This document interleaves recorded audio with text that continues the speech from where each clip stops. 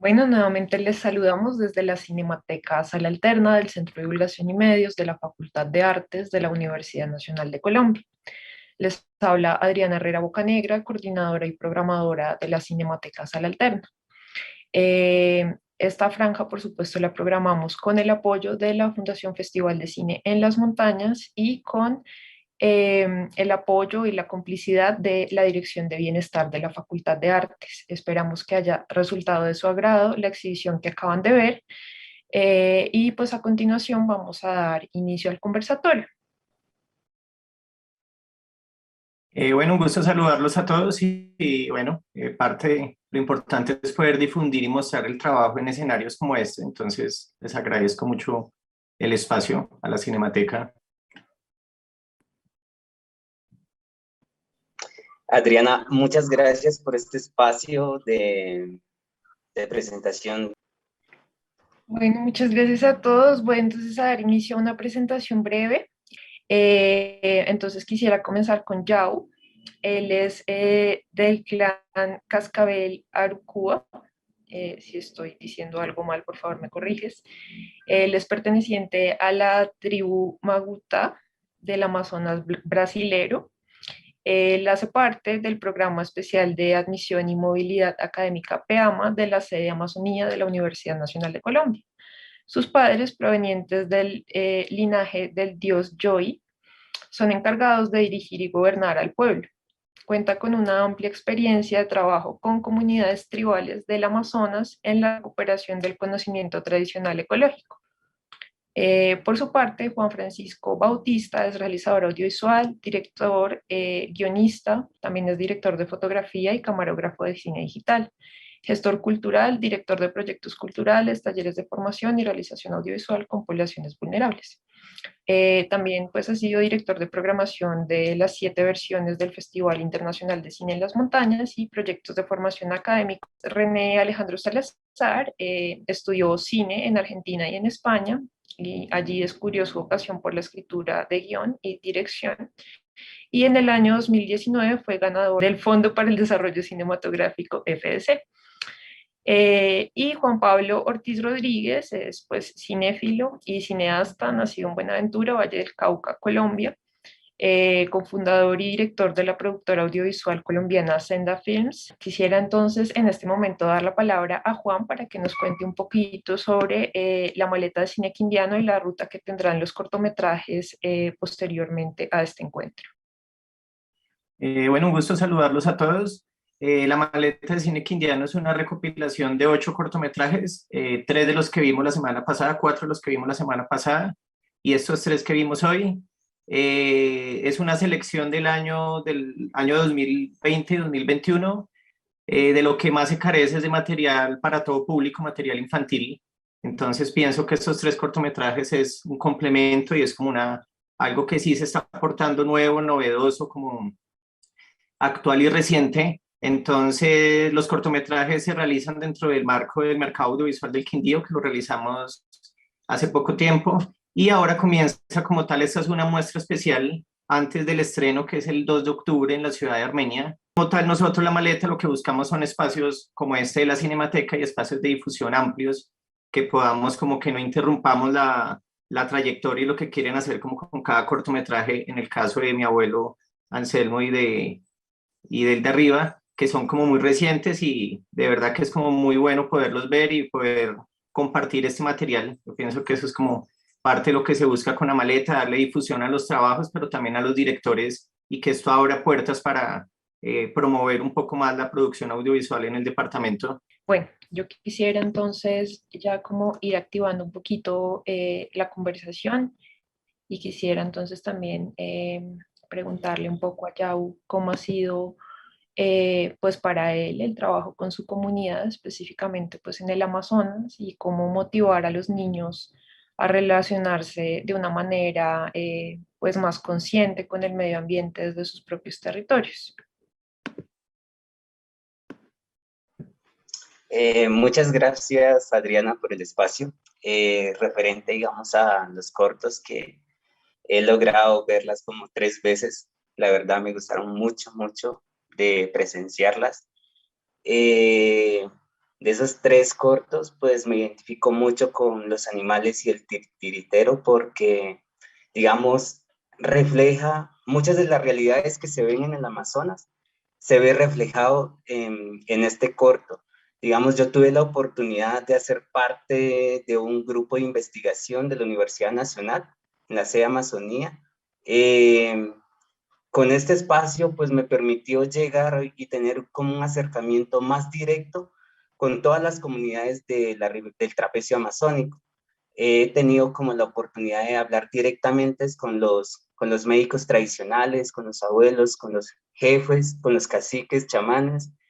Entonces, y al dialogar con ellos, digamos, con las comunidades indígenas, hay una gran necesidad. Y también hay una problemática que está surgiendo, digamos, en estos últimos tiempos. Los niños, los jóvenes ya no sienten como ese deseo de querer aprender lo propio.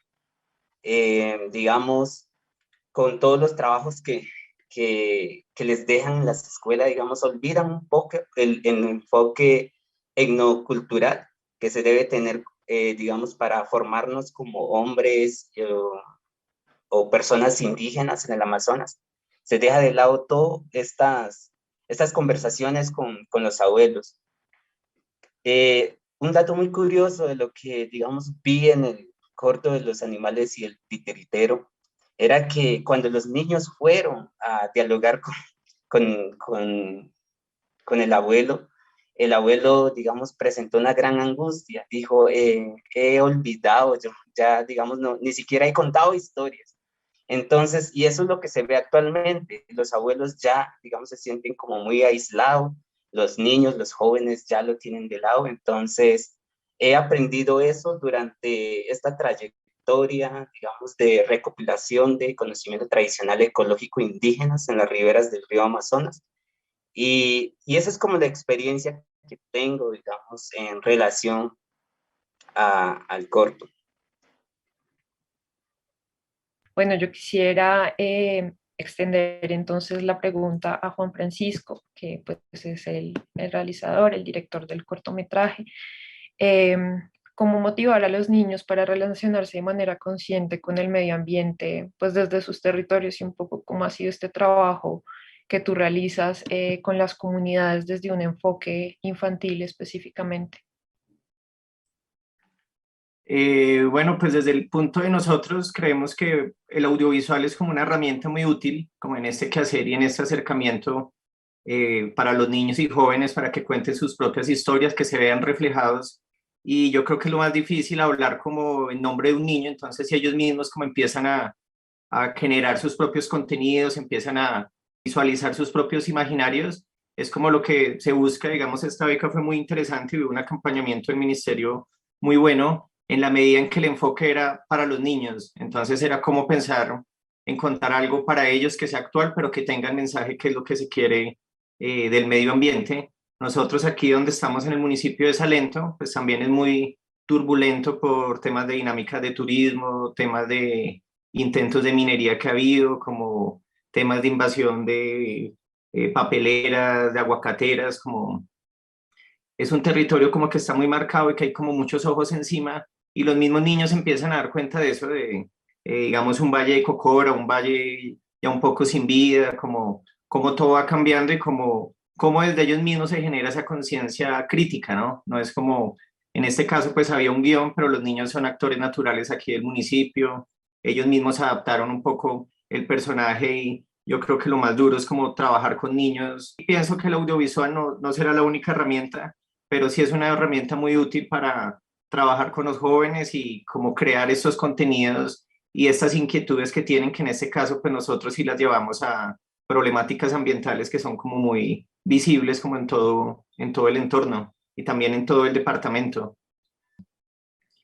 Pero más o menos eso es como, en este caso el audiovisual, pero también el tema del teatro y el tema de los títeres, yo creo que le da como también algo mucho más lúdico al trabajo con los niños y también como que es parte del sorprenderlos, ¿no? Que es lo que decimos que es tan difícil cuando un niño desde pequeño está con un celular y está viendo cosas en 3D y en técnicas como muy avanzadas, cómo lograr como enamorarlos y darles como un mensaje bueno, pero que también se sorprendan al ver la película, que yo creo que eso es como de lo más difícil, sorprender a un niño cuando pues eran otras dinámicas cuando uno era niño y bueno, son como otros conceptos. Yo pienso que es como eso, lo más importante es cómo encontrar la manera de sorprender a los niños y qué bueno que sea dándoles un mensaje como muy actual y muy real de lo que está pasando también un poco con el tema ambiental. Por supuesto.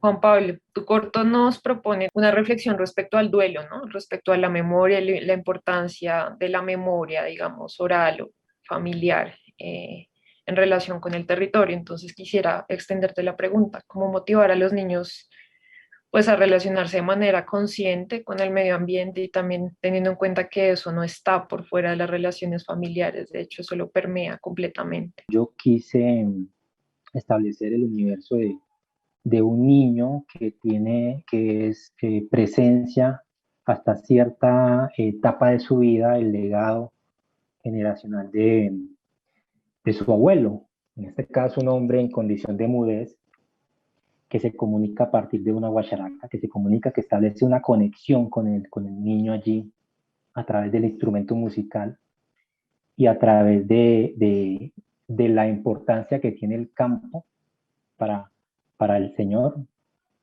para el abuelo Anselmo, y cómo le va transmitiendo eso al niño. Tratar de que ellos vayan entrando y vayan conectando un poco a partir de lo que van viendo allí, de esas relaciones que se tejen entre estos dos personajes, esas relaciones allí entre abuelo y nieto, y la madre también, que establece de alguna manera un puente allí, un contacto que se establece entre estos personajes que permite que el niño siga adelante y de alguna manera como que haya una especie de eterno retorno, porque luego el niño crece, ya lo vemos al final, siendo ya una especie de adulto mayor que sigue con ese legado, ¿sí? Ese legado allí. Yo creo que, que allí se resalta mucho eso y creo que es un corto que quizás puede llegarle mucho a los niños desde esa parte. Por supuesto, muchas gracias Juan Pablo. Y ya que nos hablas de la fantasía, creo que llegamos al corto de René, que es precisamente eso, ¿no? Cómo experienciar, digamos, las posibilidades fantásticas a partir de elementos que son cotidianos, ¿no? Esta creación del personaje del de arriba, que puede ser un poco desde el relato de radio, pues hace como una referencia religiosa, pero el niño lo traslada a través de su fantasía en otra cosa, ¿no? Lo convierte en la posibilidad de relacionarse desde el juego con el otro y también un poco con su entorno más próximo. Entonces te quería preguntar, te quería hacer extensiva la pregunta. Sí, quería hacer referencia precisamente al corto de mi abuelo Anselmo, así que encontré unas similitudes narrativas. Y me parece que en el trabajo con niños eso es algo inevitable, echar mano de la fantasía, de cosas que se disolvieron en la etapa de crecimiento. ¿Tú nos podrías hablar un poquito de pronto de esa construcción, de esa casa, que yo la veo como muy, muy propia del entorno, del territorio en el que está ubicada la historia? Entonces, y que además también es clave como para el desarrollo de la historia. ¿Cómo llegas a esa casa y pues, cómo ella toma la importancia que tiene dentro de la historia? Pues a mí me parecía que lo de la casa iba a ser lo más sencillo. Pues necesitamos una casa de bareque, de 2 pisos, de guadua, bareque, madera, y pues en el Quindío piensa uno de esos de lo que por acá yo es muy fácil de encontrar. Y resulta que ese tipo de casas no existen.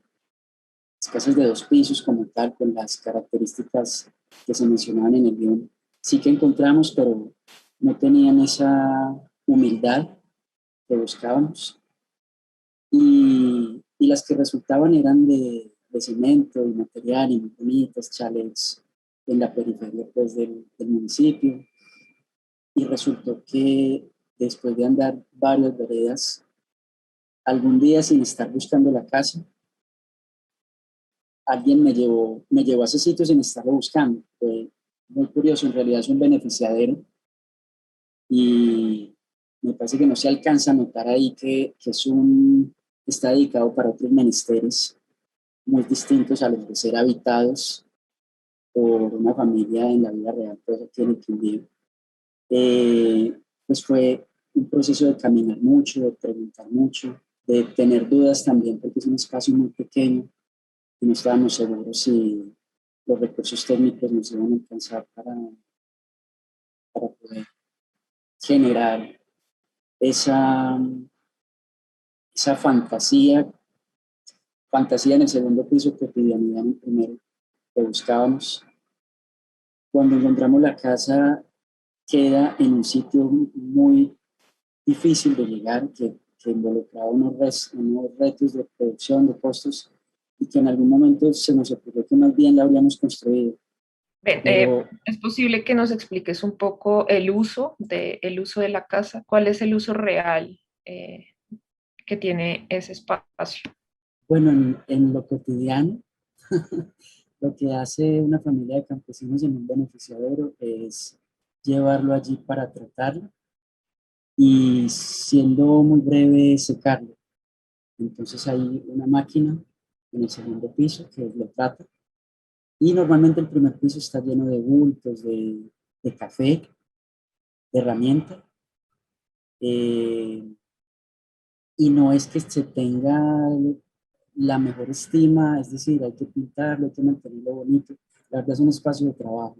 Bueno, quisiera entonces retomar un poquito con Yao y preguntarle cómo percibes desde tus creencias y experiencias las relaciones de las comunidades, digamos, como de seres humanos, también con los animales y otros seres humanos, y cómo crees que deberían ser. Pues yo quiero partir de algo tan esencial y que, digamos, juega un rol muy importante para nosotros, que la naturaleza es parte de nosotros y nosotros somos parte de la naturaleza. Digamos, tenemos que entender que sin la naturaleza nosotros no podemos desarrollarnos, en este caso, como tribus localizados en toda la Amazonía brasilera, colombiana y peruana. Para nosotros la Amazonía, que representa toda la selva, la fauna y la flora, juega un factor muy importante a la hora de nosotros formarnos como hombres indígenas. Digamos, en este caso, yo no podría decir que soy indígena si no sé ni siquiera un arte de pesca, si no sé un arte de cacería. Entonces, la naturaleza como tal nos va a enseñar, nos va a capacitar para desarrollarnos como parte de ella misma. Con esto, digamos, también debemos entender que, que debemos comprender, digamos, las señales que a veces podemos observar en el universo, digamos, el universo, las estrellas, las lunas, nos muestran algo, nos indican algo muy especial, fechas importantes en el cual, digamos, podemos desarrollar ciertas actividades agrícolas, en este caso, si respetamos, digamos, esos tiempos, esos momentos que están establecidos en el universo, pues vamos a obtener mejores cosechas, mejores cacerías. También respetar como los tiempos de veda. Digamos, actualmente hay muchas especies endémicas, amenazadas, digamos que prácticamente si no ponemos un límite, no ponemos un freno en ella, van a desaparecer, como vemos, digamos, en el cortometraje. Eh, Entender que, digamos, esa interacción, perdón, que se debe volver a esa interacción entre hombre y naturaleza, digamos, para poder, digamos, tratar de solucionar también este fenómeno o este problema de cambio climático que nos azota actualmente, con muchas incendios que se están viendo también en el Amazonas brasilero, con el deseo del hombre de generar desarrollo en estos medios donde, digamos, el trabajo va a ser en vano. Entonces, también hacer como un llamado a eso, a que seamos más conscientes en la preservación y conservación de la Amazonía. La Amazonía, digamos, no solamente nos beneficia como a personas locales, sino nos beneficia a todo el planeta, a todo, digamos, los países, digamos, tratar de contribuir con eso, con la preservación y escuchar, digamos, el consejo, digamos, la clave para solucionar eso lo tenemos nosotros los indígenas, digamos, por partes y podemos trabajar, digamos, de la mano con la ciencia, con las personas expertas en estas áreas. Yo sé que podemos, digamos, salvar a nuestro planeta. ¿Y tú crees o te parece que desde estas dinámicas colaborativas como que van dirigidas hacia la preservación del medio ambiente, la relación en sí misma entre los seres humanos puede mejorar, puede ser un poco más armónica? Si realmente, digamos, queremos implementar desarrollo, queremos, digamos, crear acciones que beneficien a todos, pues debemos partir primeramente escuchando al pueblo, digamos, a las personas que habitan, digamos, en estas zonas.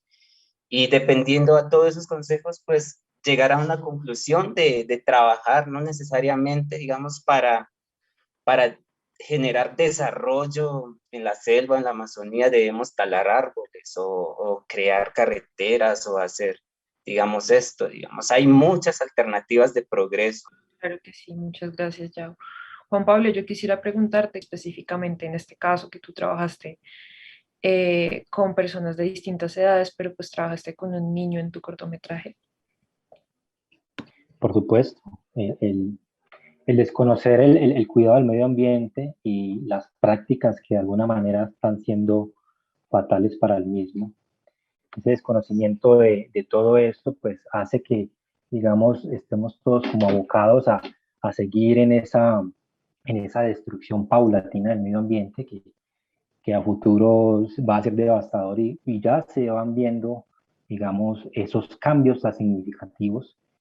Creo que hay que poner una especie de freno de mano e ir lentamente tratando de corregir eso, de corregir los malos hábitos, ¿no? De entender un poco cómo funcionan estas industrias que están destruyendo lo que pisamos, nuestra madre tierra. Entonces, creo que sí se puede cambiar, pero lógicamente hay que hacer mucha pedagogía del mismo y ir conociendo en realidad cuáles son los problemas allí, lo más coyuntural del asunto y para que ellos también vayan de alguna manera entrando en estas prácticas, conociendo un poco lo que surge, que va sucediendo en el campo a partir de una ficción, pero que se retroalimenta de las realidades que viven muchos departamentos, muchas zonas periféricas de nuestro país. Y creo que el cambio sí se puede dar.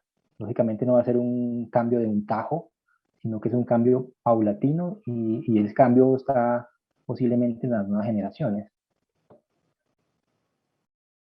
Por supuesto.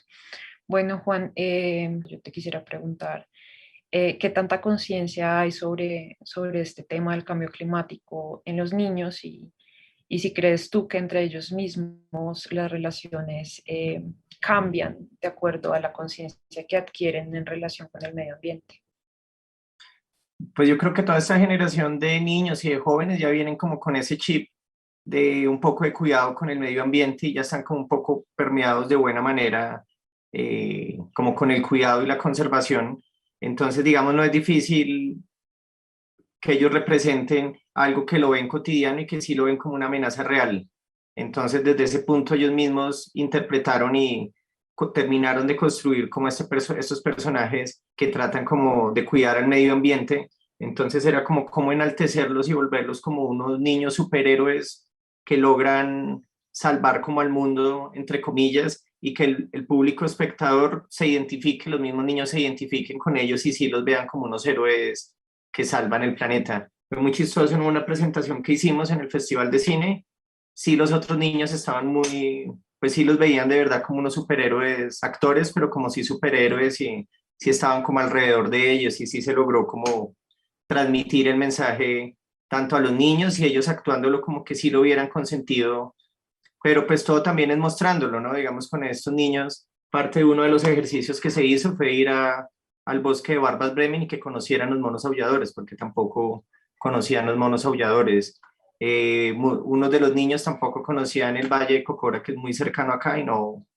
Entonces también parte de enamorarlos es que conozcan, y enamorarlos es conociendo como lo más bonito que hay y qué es lo que tienen que cuidar realmente, ¿no? Que es como eso.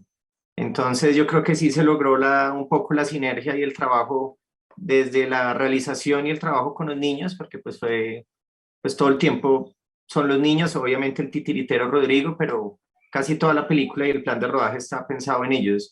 Entonces sí pienso que se logró desde el trabajo actoral con ellos y del equipo como cubriéndolos a ellos, y en lo poco que hemos visto de la reacción de los niños como público, que también esa era como la otra, sí, como la otra pregunta, ¿no? Y desde ese punto, pues creemos que desde los niños es que puede educar uno a los papás, ¿no? Entonces, si desde el niño sí hay como una pregunta y una reflexión, es más fácil educar también o transmitir el mensaje al papá que donde se hiciera al revés, como... Entonces pienso que eso es como parte de lo importante de estos procesos, ¿no? Por supuesto. Bueno, me parece que algo importante antes de que los actores, o en este caso el niño principal, pudiera exteriorizar determinada emoción, es poderse integrar, en este caso con la familia. Pues ellos me lo permitieron, tuve mucha fortuna en eso. Mm, Debo empezar por decir que sus primeros acercamientos fueron muy difíciles, de un extraño que está llamando a la mamá de un niño con un proyecto en mente y bueno, pero me parece que se trata de entender esos códigos que existen en estas comunidades, porque a pesar de haber vivido muchos años en esta región, en el campo, pues las cosas no funcionan del mismo modo que aquí en Armenia. Bueno, es una ciudad pequeña que está muy cerca del campo, pero no es igual. Hay que aprender ciertas cosas que me tocó aprender en el camino, de códigos culturales, básicamente, códigos culturales. Entonces, más el relacionamiento tuyo con el entorno de ellos, ¿no? Como ese diálogo que se generó ahí. Y en ese sentido, pues yo quisiera preguntarte, como esa pregunta inicial que hasta el momento no he hecho, pero que me parece importante. ¿De dónde nace tu proyecto? ¿Cuál es la idea germen de tu proyecto? Bueno, decía la guionista y directora Livia Estela Gómez, si me corrigen con el apellido, sí, correcto. Bueno, dice Livia Estela en un artículo que cualquier cosa que el realizador retrate en una pantalla proviene de sí mismo. Y lo dice muy bonito, no puede ser de otra manera. Y entonces empieza a contar cómo nació la historia del Baúl Rosado, bueno, las producciones que ella ha podido hacer. Y sucedió que estando muy pequeño, tenía unas canicas, eran 7 bolitas, y de algún modo existía, no sé por qué, la fijación de cuántos me hacen falta para 20, que es lo que le sucedió al niño. Resulta que yo vivía en el Urabá antioqueño, en una época pues compleja por la violencia y la guerrilla. Y en algún momento llega un familiar que nos hace visita de acá y le hago la misma pregunta, ¿cuántas me hacen falta para 20? Y él me hace la cuenta, me pone a restar, yo mismo hago la operación matemática, me hacen falta tantas. Él se va, compra las bolas, me regala las canicas que me hacen falta para completar 20. Él se viene para Medellín y yo de inmediato me voy para la esquina a jugar con los que juegan bolas, los que son los campeones mundiales, y me pelaron las bolas en minutos. Llego a la casa y me siento en la cama llorando, pero ¿cómo puede ser que yo apueste las bolas que me dio? Era mi padrino, nunca jugaba con nadie, eran unas bolas lindísimas que yo no sé de dónde las sacó. Y me quedé como con esa deuda ahí, las 20 bolas que siempre he querido, hoy las juego en minutos. Y es un poco no, más bien tiene mucho que ver con la sublimación del realizador, de restituirse algo otro hora perdido y aquí tengo la oportunidad de redimirme. Fantástico. Bueno, Juan, ¿de dónde vienen los animales y el titiritero? ¿Cuál es el germen o cuál es esa necesidad de narrar esta historia? Como les contaba, nace un poco en pandemia, entonces todavía como en parte de ese miedo y en ese tema de búsqueda con el tema del medio ambiente, digamos, este territorio en época de pandemia pues cambió mucho, que todas las dinámicas cambiaron y no venía nadie y la naturaleza se protegió y como que se renovó un poco, entonces empezaron a ver pájaros que no se veían, empezaron a acercarse como animales silvestres muy cerca como de sitios que se pensaban como que ya estaban muy alejados, estaban... Entonces empieza como con esa búsqueda ambiental, pero también con esa búsqueda de los niños. Nosotros el año anterior, antes de que pasara como todo el tema de las restricciones, habíamos estado visitando muchas veredas y también como escuchando mucho a los niños y como parte del encarte siempre era que les mostramos. Entonces, como mediar en la mitad entre un contenido que no sea Walt Disney, pero un contenido que sí sea bueno de mostrarles, pero que tenga también como un mensaje, ¿no? Entonces, esto que decimos que igual los niños sí vienen ya con un mensaje como metido un poco, como un chip. Muchos de los niños son niños de veredas que igual están, pues están viendo como ese contacto con la naturaleza, no hay que explicárselos, sino lo tienen como muy metido. Los dos niños protagonistas viven ahorita en la cabecera municipal, muy cerca de donde estamos ahora, pero sí son de campo y sí fueron criados en campo y tienen costumbres de campo. Entonces es muy fácil también como relacionar como eso y lo de los incendios lo están viendo también un poco. Entonces nace como de esa búsqueda y tratar de transmitir como ese mensaje un poco del medio ambiente, pero pensado para niños, ¿no? Que era como el reto. En la parte mía yo hace mucho no dirigía para niños, hice un corto con un niño hace como 10 años, como en escuela de cine o algo, pero propiamente con niños no había trabajado, entonces también era como cómo crear con ellos y para ellos, ¿no? Un poco, como salirse un poco también sí, del director, del guionista, pero también como darle un enfoque diferente y es una producción yo creo que pensada desde la preproducción también un poco diferente de la construcción de la historia. Entonces sí se pensó en diferentes momentos en el que también se hacía como un poco esta búsqueda y esta necesidad también a los adultos de ese niño interior que se ha perdido. Entonces también durante la película también es como, o el mensaje que se le daba también y que uno escucha un poco a los papás que acompañan a los niños, es como volver a esa alegría y a ese niño interior. Entonces eso nace un poco también de lo del niño interior que todos hemos perdido y el tema de la pena, el tema de, bueno, como de sorprenderse por las pequeñas cosas. Entonces por eso este corto tiene una versión larga de 24 minutos, un poco más extenso todo, y parte es como terminar en esa celebración de comparsa en la calle principal del pueblo, como el pueblo se vuelve a resignificar con temas ambientales y vuelve a celebrar eso que hace rato no se sorprendía, que era el volver de los animales, la vuelta de los animales al mundo real. Entonces es como nace un poco de eso del niño interior, como que todos hemos perdido y que por medio de la película, como en este caso, pero de los niños, se logra como resignificar al titiritero, pero también a toda la población, un poco aburrida, un poco gris. Entonces, como estos niños le vuelven como el color a, a esta región o a este municipio que está un poco gris por no ver la naturaleza o dejarla de ver, o bueno, como ya todas las metáforas que puedan pasar. Y pues muy divertido, yo pienso que es de los trabajos más bonitos que yo he podido hacer como en toda mi carrera profesional, porque sí es crear como magia.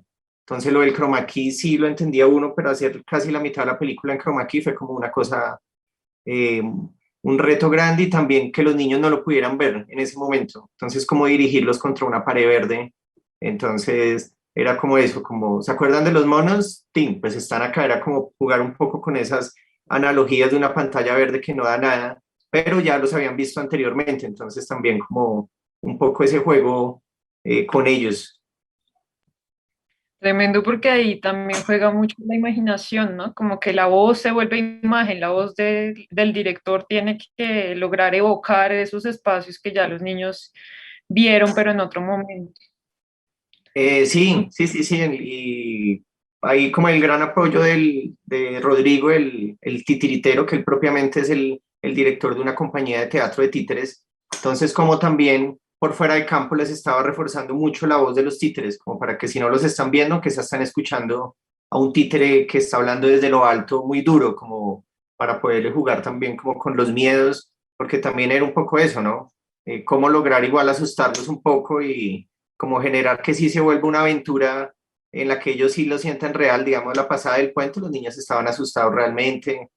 Bueno, como también jugar un poco con esas emociones de los niños para que sí sea también real, desde lo que les contábamos de que los niños espectadores sean como también resignifiquen y se sientan como héroes un poco de estos niños. Claro, súper bonito. Bueno, Juan Pablo, ¿cómo nace mi abuelo Anselmo? Llevo ya casi 5 o 6 cortometrajes que han estado, que han partido desde la vida bucólica, de esa vida campestre, y que me han permitido a mí, que he sido, que sí que soy una persona que nació en una ciudad alejada de todo esto, de toda esa riqueza y de ignorante de su dimensión, y ahora poder estar tan cerca y poder conocerla a partir del audiovisual ha sido para mí bastante significativo, que para muchas personas también ha terminado siendo, porque les ha marcado, se les ha presentado como una especie de espejo de lo que ha sido la vida de ellos en otrora. Entonces eso es como muy, muy significativo para mí como realizador. Claro, eso que mencionas es clave también porque pues desde cada territorio se vive de una manera muy diferente, ¿no? La memoria está impregnada también por el territorio, por esa construcción del territorio que hacen las comunidades. Y me parece que desde todos los territorios, digamos, como de este país o de este lugar que aglomera distintas subjetividades, es igualmente valioso y por eso en ese sentido me parece como muy importante destacar pues el privilegio que tenemos de tener como estas perspectivas desde territorios tan distintos como es el Amazonas y el Quindío, ¿no? Y también de nosotros mismos como personas que han habitado gran parte del tiempo en las ciudades y que tenemos otras visiones diferentes, pero que son igualmente valiosas y que esos diálogos eh, son las que nos permiten como pensarnos como seres humanos en relación con el entorno. Entonces, pues nada, muchas gracias. Yo quisiera ir cerrando con una última pregunta para ya dar espacio a la interacción con el público y quisiera empezar por Yao y sería cómo seguir promoviendo iniciativas de relacionamiento con el medio ambiente desde las iniciativas de organización popular. En tu caso, pues como líder comunitario también, cómo se está dando ese proceso en este momento.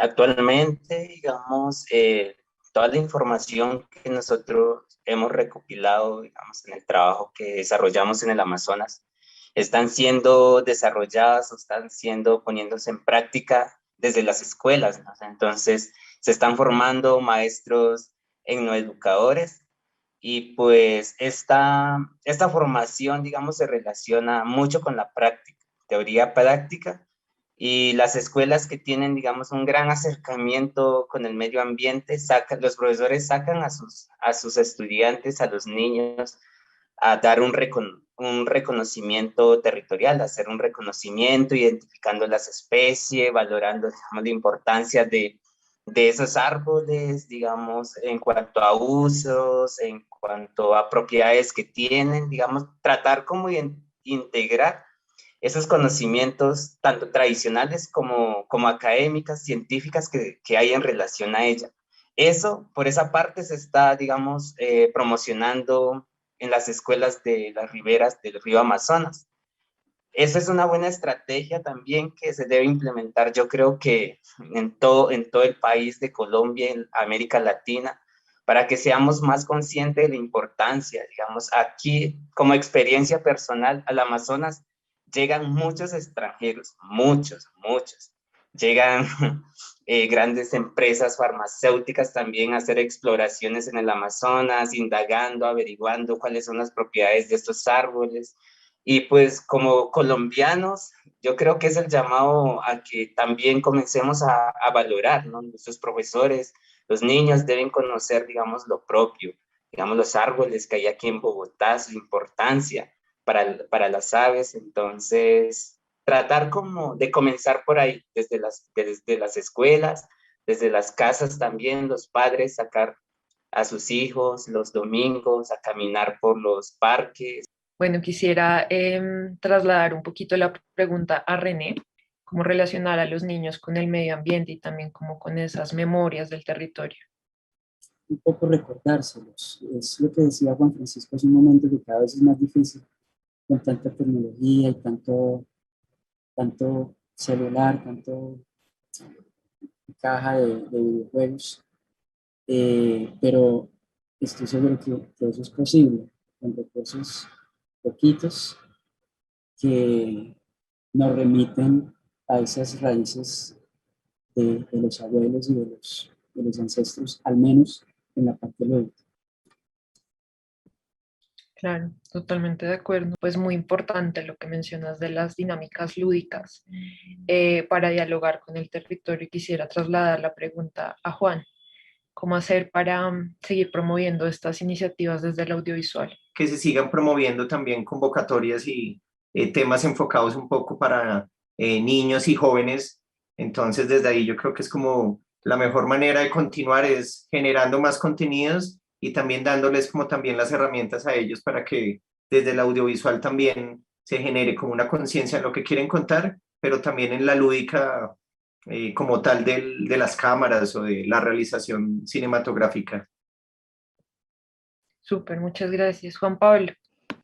Bueno, pienso que desde el audiovisual y desde todas las artes en general eh, ponen un granito de arena en lo que es y esa apropiación que deben tener las comunidades con el medio ambiente y la preservación del mismo. Yo creo que estoy de acuerdo con lo que dice Juan Francisco, y es que en la medida en que se vayan abriendo puertas, o en este caso abriendo convocatorias, enfocadas un poco a lo que son los territorios, la apropiación, el cuidado de los mismos, se va a hacer mucho más visible hacia la audiencia, de todo hacia los niños que están en un proceso de crecimiento y formación.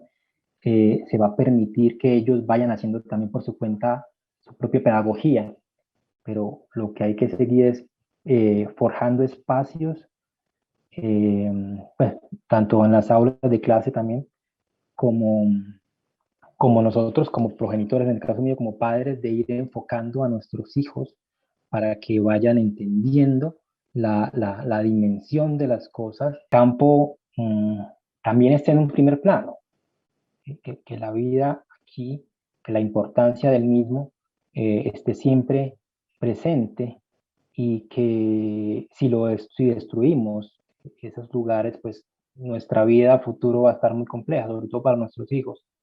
Entonces me parece que hay que seguir abriendo campo, y ojalá las políticas de Estado nos permitan a nosotros, los que tratamos de hacer arte, esos lugares para nosotros seguir creando, y seguir de alguna manera los que vayan viendo nuestro trabajo, pues también vayan generando una conciencia paulatina de todo este asunto, ¿no?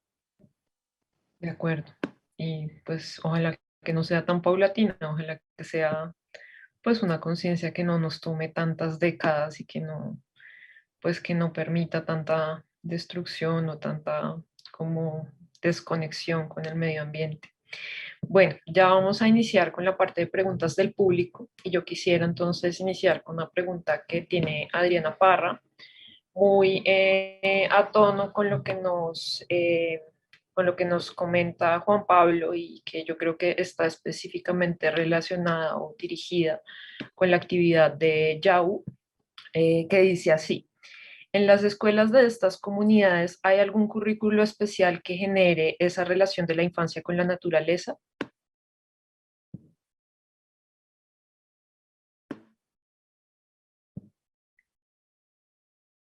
YAU, no sé si me escuchaste. Sí, digamos en el internado donde yo estudié la primaria, perdón, y el bachillerato, hay una asignatura que se llama Manejo del Medio Ambiente. Entonces, en esto prácticamente a los niños se les enseña a conocer el territorio como tal, digamos, se les enseña a hacer canoas, se les enseña a hacer, digamos, los elementos de pesca, como las flechas, los arcos, los arpones, también los elementos de cacería, digamos, identificar qué tipo de animales se pueden cazar con ciertas armas, con ciertos venenos también, digamos, identificar ranas que contienen, digamos, ciertos venenos útiles para la cacería. Es muy bonita, digamos, esta materia porque pues, nos ayuda como a identificar todos esos elementos que nuestros antepasados, nuestros abuelos, lograron identificar de cierta manera, digamos, llevándole, teniendo como esa interacción, esa relación amplia con el medio ambiente, con la naturaleza. Y eso es la idea de que actualmente, digamos, cuando los jóvenes ya lleguen, digamos, a las universidades, puedan simplemente complementar esa información tradicional con las informaciones relacionadas con la ciencia, para así poder, digamos, tratar de generar también un desarrollo territorial. Eso. Claro, y también aclarar un poco, pues, como el significado que tiene la cacería en estas comunidades, ¿no? No creo que se trate de una cosa como extractivista o como a gran escala, sino que es importante también tener clara la relación que hay entre la comunidad y los animales y cómo eso, pues también nos habla de un ciclo, de unos ciclos vitales. No sé si nos puedes de pronto ampliar un poquito al respecto. Sí, claro, digamos, todas estas actividades de cacería, digamos, están enfocadas para, digamos, tratar de alimentar, digamos, a la familia, tratar de mantener como esa riqueza alimentaria, nutricional que debe, digamos, tener los niños, los jóvenes, los ancianos. Prácticamente se casa con la idea de suplir ciertas necesidades también, digamos, porque por medio de la alimentación de ciertos animales también se va a obtener medicina, se va a obtener algunas limpiezas, digamos, del cuerpo, del territorio. Eh, digamos un ejemplo, cuando nosotros, los ticunas, vamos a cazar aves, lo hacemos con la idea de obtener, digamos, en sí, como tal, las plumas para celebrar algo en especial. En este caso, los rituales que se celebran, digamos, en el Yurupari, los rituales que se celebran en la pubertad de la niña, en la menarquía.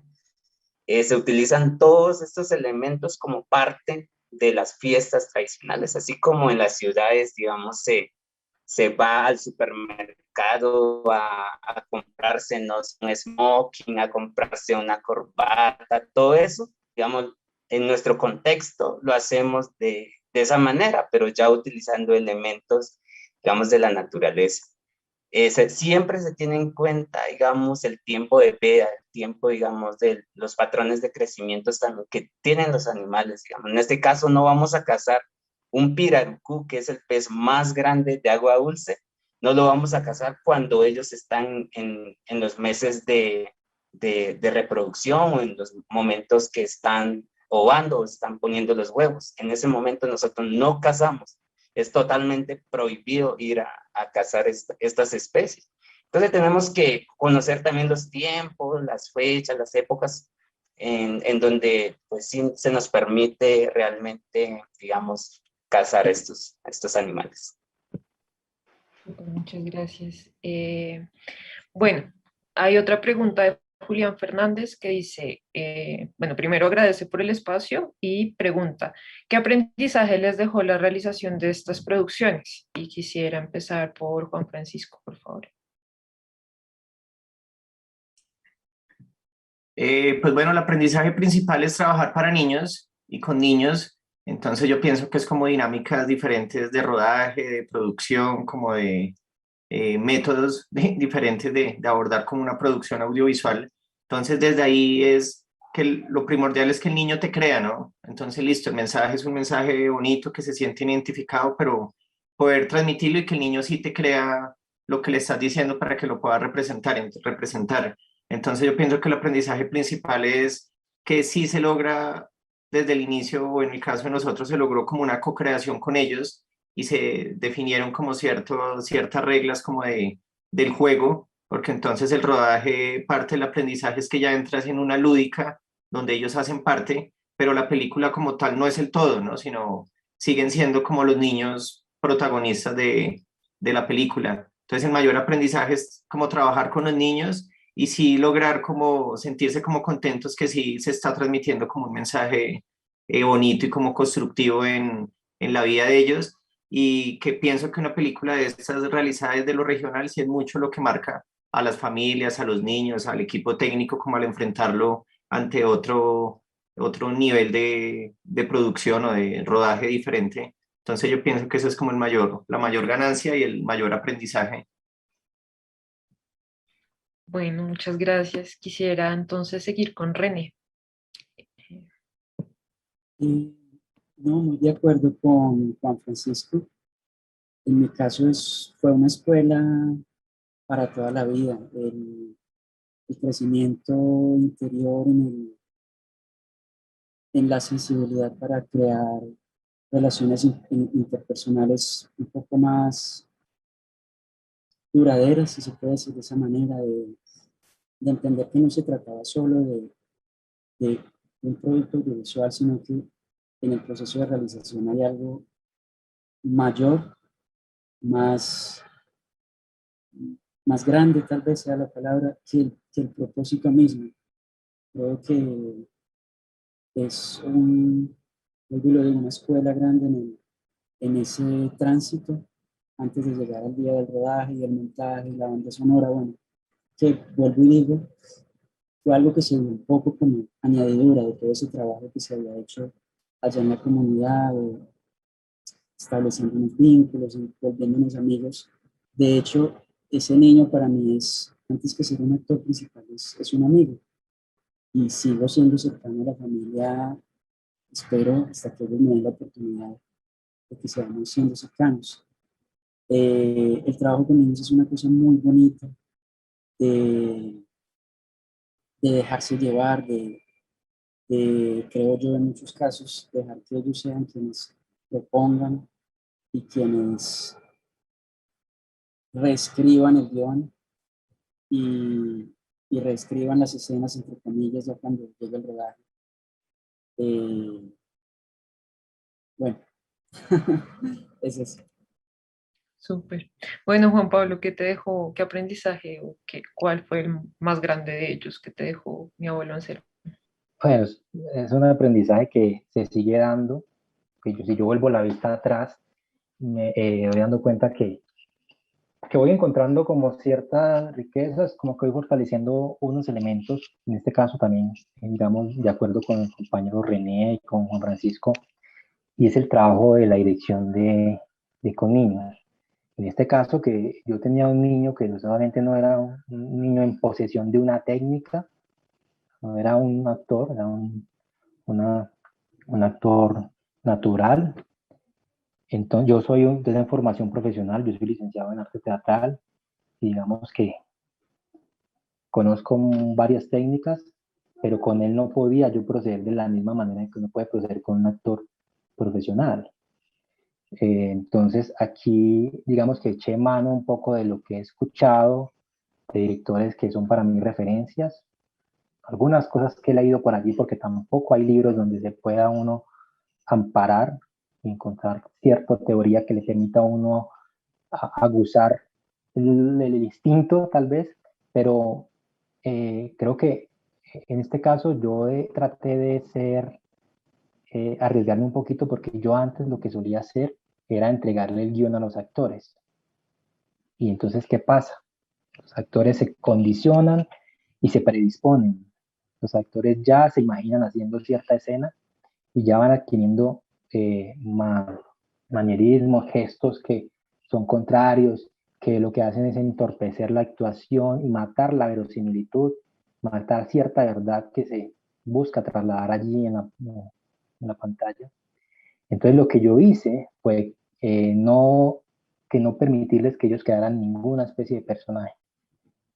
Yo les dije que fueran ellos mismos en situación. Y cada escena yo les decía lo que pasaba, lo que iba a pasar y cómo podía reaccionar, tratando de controlar unos gestos que querían brotar de, lógicamente, de lo que han visto en películas, lo que han visto, lo que creen ellos que es la actuación, en resumidas cuentas. Entonces lo que yo busqué era permitirles que fueran ellos mismos en situación.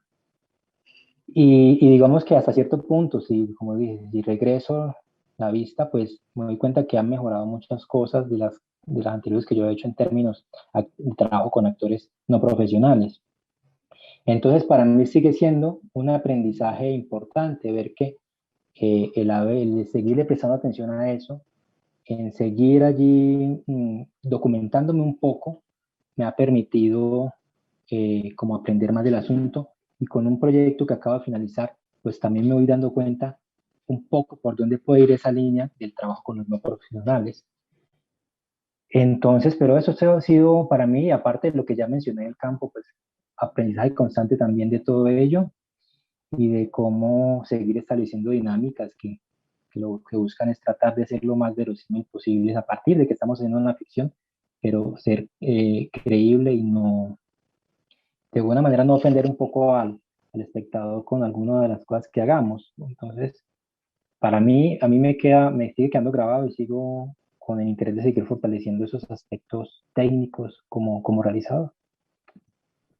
Súper, muchas gracias. Y también, pues clave esa reflexión que nos propones en relación a permitirnos, ¿no? En tu caso, pues a los actores de tu película, a tus actores naturales, pero en general pienso que es importante dejarnos ser a través del audiovisual, como evitar repetir esas mismas fórmulas, digamos, como ampliamente conocidas y que tienen como un punto de vista muy antropocéntrico finalmente, y permitirnos ser a nosotros mismos y descubrirnos a nosotros mismos a través del audiovisual. Entonces, pues la invitación es para los niños, para las familias, para las personas que se interesaron por este espacio, pues a seguir reflexionando un poco en toda la medida posible respecto a nuestra relación con el medio ambiente, con el territorio y por supuesto con el audiovisual, porque actualmente nuestra vida está mediada por el audiovisual y pues eh, digamos es interesante pensarlo como una herramienta, como una posibilidad más allá de una limitación. No me queda más que agradecer a todos ustedes por su tiempo, por sus obras que son maravillosas, por su participación en este espacio de la Cinemateca Sala Alterna, a Yau por contarnos sus experiencias que también son sumamente valiosas para pues generar diálogo en estas reflexiones. Muchas gracias. Juan, René, Juan Pablo. Pues también quisiera agradecer a todas las personas que nos acompañaron, que se interesaron por este espacio y que pues, digamos, están con esa pregunta en relación al futuro, al medio ambiente, a la infancia. Y pues no sé si quieran agregar algo antes de ir cerrando nuestra sesión. Bueno, yo también me despido, les agradezco mucho por el espacio, pues es un honor estar con René y con Juan Pablo y compartir como esas visiones, todas desde la misma región, que también es lo que busca o buscábamos desde la fundación cuando se hizo la maleta de cine quindiano. Entonces, no, agradecerles a todos y bueno, como la invitación a seguir generando contenidos, en este caso para los niños, que creemos que desde ahí es como la semilla en la que más se puede influenciar y el cine es una herramienta también contadora de historias, entonces... Muchas gracias, Adriana, por el espacio y a René y a Juan Pablo por participar de la maleta de cine y de este conversatorio. Muchas gracias, sí, también a Adriana, a todo el colectivo, a la Cinemateca, la Sala Alterna de la Universidad Nacional, por habernos permitido este rato aquí tan agradable, viendo el trabajo de los demás compañeros, tan interesantes trabajos, a Juan Francisco, a Silvia, a todo su equipo de trabajo que nos ha permitido estar como en esta vitrina, mostrando los trabajos que hemos venido haciendo con el corazón, con el esfuerzo, con la ayuda de muchos. Agradecerles por este espacio y ojalá no sea la última vez que podamos estar mostrando nuestro cine regional a todo el país. Muchas gracias. Sí, es unirme a ese agradecimiento colectivo, a los realizadores también por permitirnos conocer un poco las entrañas de esas realizaciones a través del diálogo. Se da uno cuenta de tantas cosas que tal vez en la mirada del producto final pues no se alcanzan a percibir. A la Cinemateca de la Universidad Nacional, Adriana, Yao, muchas gracias. No, sí, quiero agradecer nuevamente a Adriana, a Claudia por la invitación. Fue un enorme placer de poder compartir, digamos, parte de lo que vengo desarrollando como joven indígena y como miembro también de la Universidad Nacional. Y no sé, gracias por todo, a todos los que estuvieron también en este espacio. Súper, Yao. Muchas gracias a todos nuevamente, a quienes aún no nos han seguido o no nos siguen en redes sociales. Les vamos a compartir a través del chat de esta transmisión nuestras redes sociales: cinemateca.unal en Facebook, en Twitter Sala Alterna UN, en Instagram Cinemateca Sala Alterna, todo pegado minúscula con una sola entre Sala y Alterna. También les pedimos, por favor, diligenciar el formulario de asistencia que estamos compartiendo a través del chat de esta transmisión para poder ponernos en contacto con ustedes y preguntarles qué quieren ver, qué les interesaría ver en la Cinemateca en los próximos meses. Para la próxima sesión tendremos una película increíble que es Las razones del lobo de Marta Incapié, con el equipo de Meatball, la muestra internacional documental de Bogotá, y nos acompañará Juan Pablo Franqui, quien es programador de la misma. Entonces, pues, para quienes nos interesa también como el tema político-social de nuestro país, está súper recomendada la peli. Nos vemos en la próxima sesión y esperamos que hayan disfrutado este espacio. Hasta luego.